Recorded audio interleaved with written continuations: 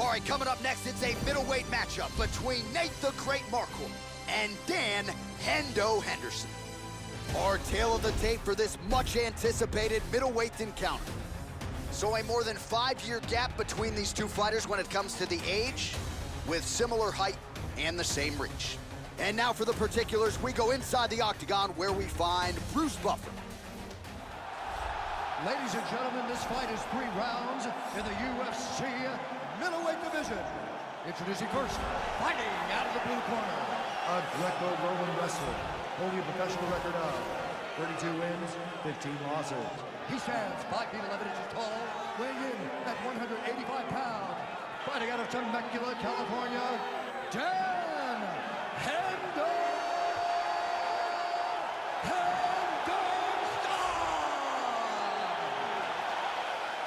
And now introducing his opponent, fighting out of the red corner.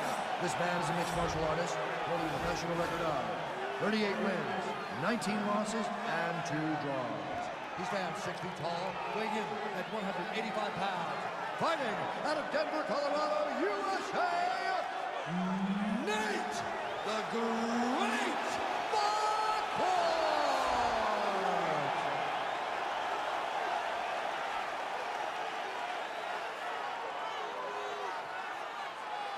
And when the action begins, our referee in charge, Mario Yamasaki. Mario Yamasaki draws the assignment here. Here we go, first round, you ready? You ready? Here we go. Respect, man. Absolute respect. I'm glad to have you here. We got a little bit of live and post commentary combo. I'm gonna give you guys a little insight on what I was thinking on the fight in between my live commentary.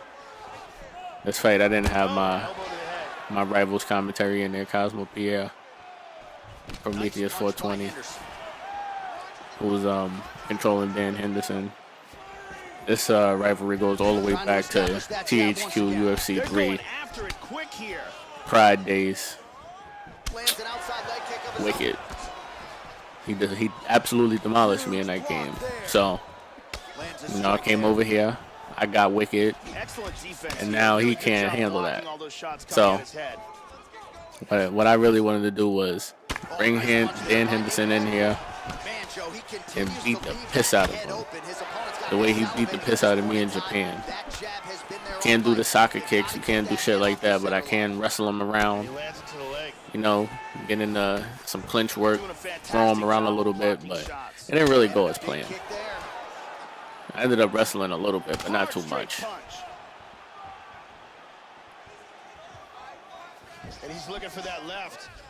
Well, he's always on the counterattack, but a nice leg kick there by Marquardt. Henderson gets hit with that hook.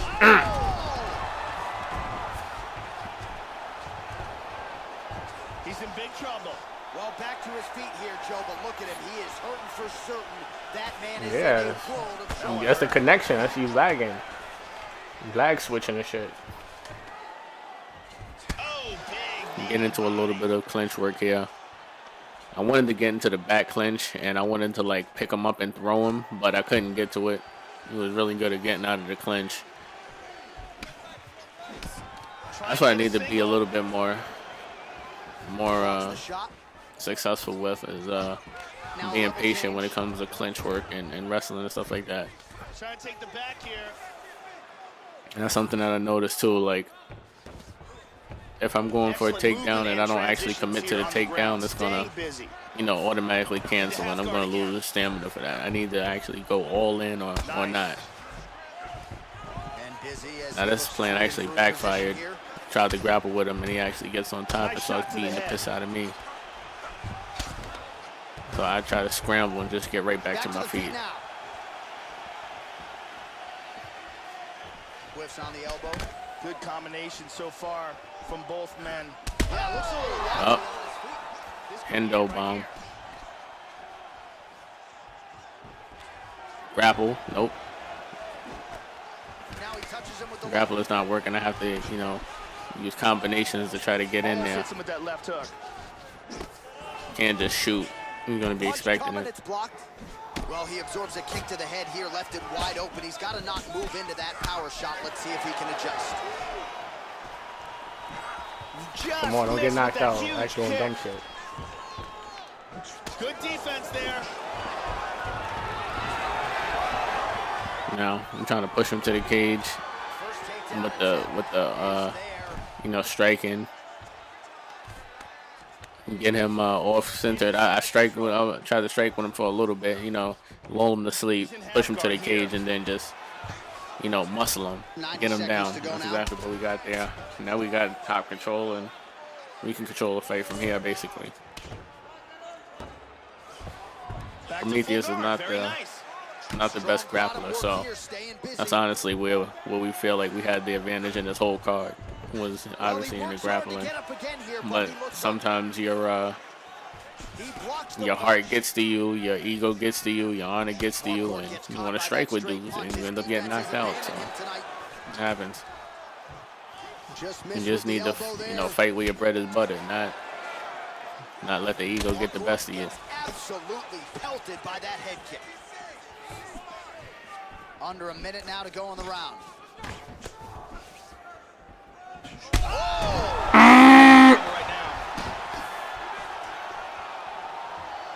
Clean my whole everything. Smoke my whole universe. I tasted that Hendo bomb plenty of times.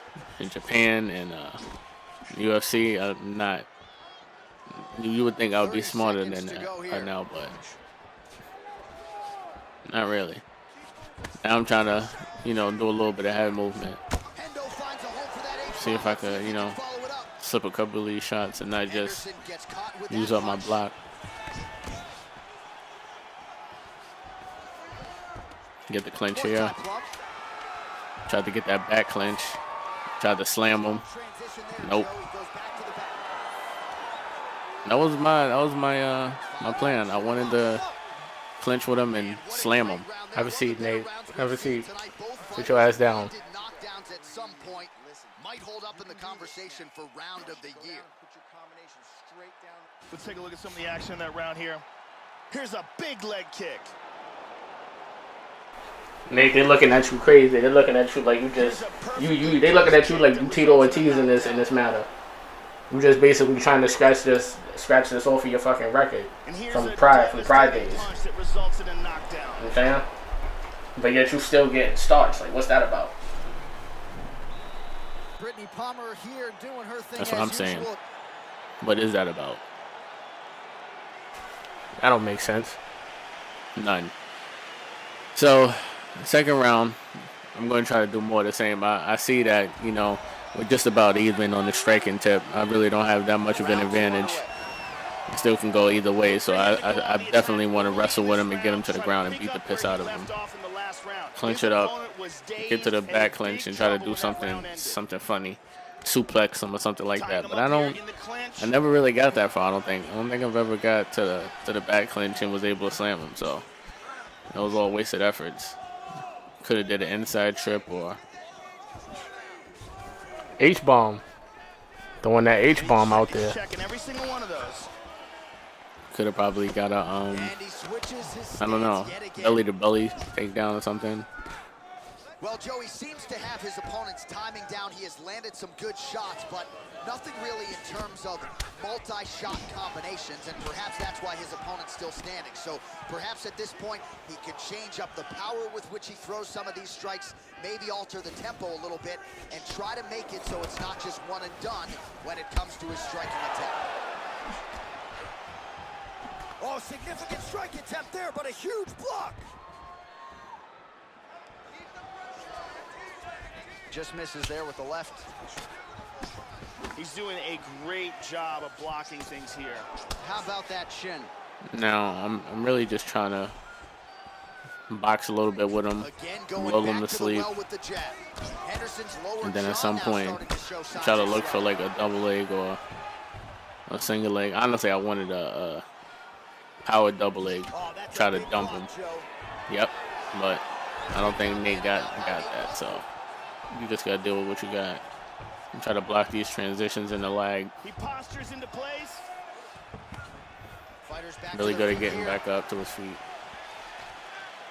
Because he has, on his end, he's got his, all his HUD controls. I can't remember it. Fuck it. You just gotta be in the fire, I feel like. All that other, you know. Nate! Look what your timing on. I know. I see the timing issues is off. The timing issues is off on both ends. You know what I mean? Like, pretty strong jab there by Nate Marquardt. trying to hit him with that jab, leg kick. Jab, cross, leg kick. Tear up that leg a little bit. The elbow there to no avail. Watch the shot here, Joe. And notice that's going to be my sequence for the night. Jab, leg kick. Jab, cross, leg kick. Jab, leg kick. And then as soon as you know what I'm saying, get used to blocking that jab, leg kick, or jab, kick to the body. Jab, leg kick high. Roundhouse right to your fucking noggin.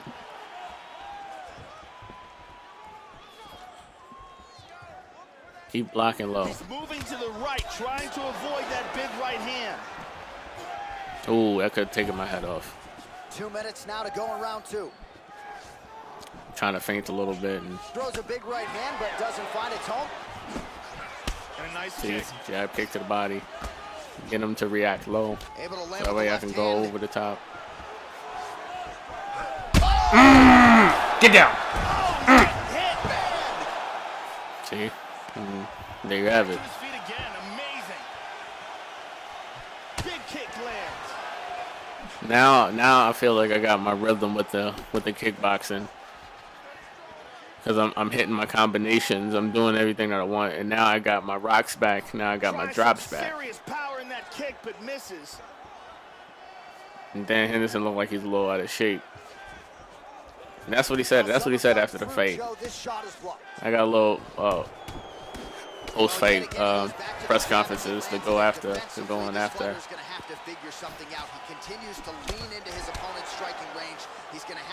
He said Dan Henderson was out of shape.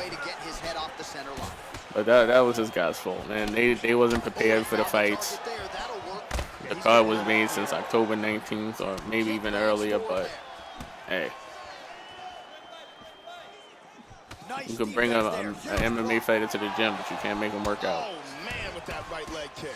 Henderson gets caught with that punch. Don't get too confident. Don't get too fucking confident. Don't get too fucking confident. I'm trying to calm myself the fuck down because I'm doing all this fucking kickboxing and it's working. I need to try to figure out how Underhook here. to get back to my roots and try to wrestle them like I thought. If I get too confident in their striker with him, that overhand could take me smooth off my feet. All right, 20 seconds to go in the round. So I'm basically thinking to myself, all right, let's go back into the wrestling, into the clinching, because if that overhand comes, we're in trouble. Kind of gets me a panic mode too because I'm not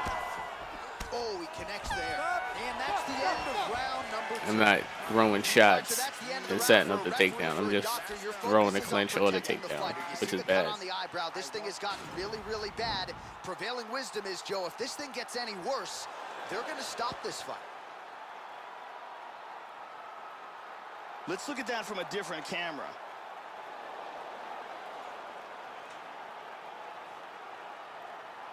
And let's... Thank you very much, Carly Baker.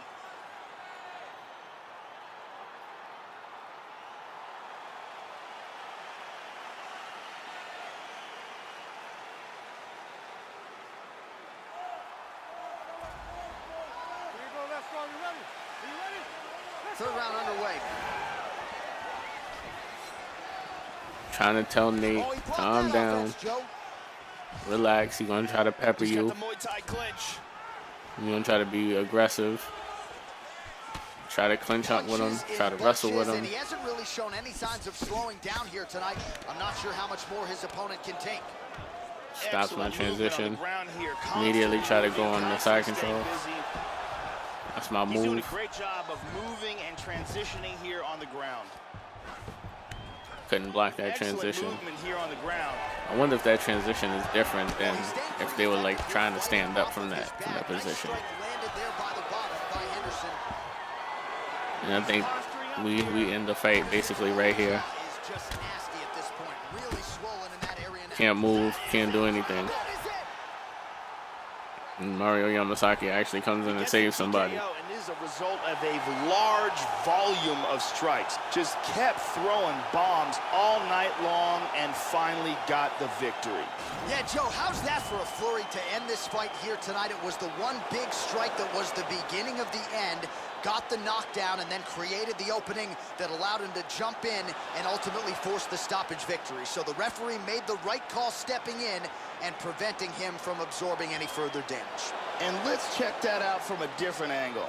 So a huge win by TKO for him here tonight, a seminal moment in his UFC career, and that could hold up as one of the better TKOs of the year. Ladies and gentlemen, referee Mario Yamasaki has called a stop to this contest at 49 seconds of round number 3. Declaring the winner by TKO, Nate the Great Marquardt. So there he is, your winner by TKO here tonight, and the celebration is on with his coaches and his training partners waiting to exhale. He can finally exhale now after the big win, kept the judges out of it as he said he was going to do, and he might even win a bonus after that performance, Joe. I guess we'll wait till the end of the night, but you can be sure he has set himself up for a big fight moving forward.